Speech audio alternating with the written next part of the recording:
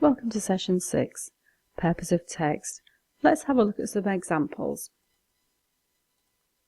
The aims for the session are to explain the key features and give examples of different texts and their purposes.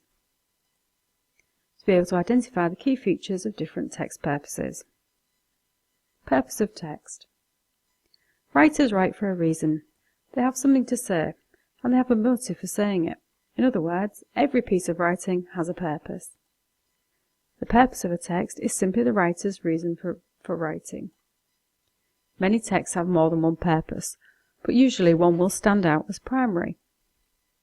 As a reader, it is your job to determine the purpose or purposes of the text, to understand why the writer has written it, and what they want you to do with it. Here's an example of presenting an argument. It questions the reader directly. It presents the argument to the reader. It provides justification for their point of view and provides a solution. Here's an example of informative text. The title tells you what the text is about. It provides facts about the topic, and it may use an appropriate image to give further information. Here's an example of persuasive text. Don't leave it until it's too late creates a sense of urgency. It uses an appealing image. It identifies problems the reader may experience. It reassures the reader. It provides justification to the reader that they are making a good decision. Here's an example of descriptive text.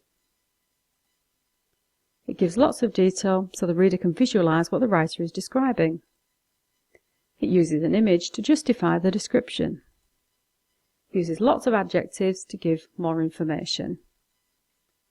Here's an example of instructive text. The title tells you what you're trying to achieve.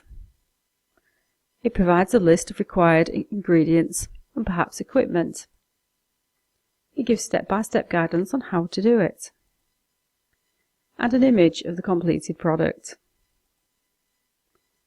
An example of text to advise.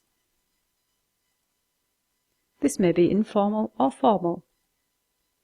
It is aimed at a particular problem or issue the reader needs advice about. It tells you to reflect on your actions and gives positive guidance. A text to review. This gives information about the film or book and a rating. It may include a relevant image to help the reader visualize the characters or setting. It provides a summary of the story to help the reader decide whether they might want to read the book or watch the film. Text to explain. This gives information about the position and explains the roles and responsibilities of the job. It is not reporting on a day in the life of a site manager.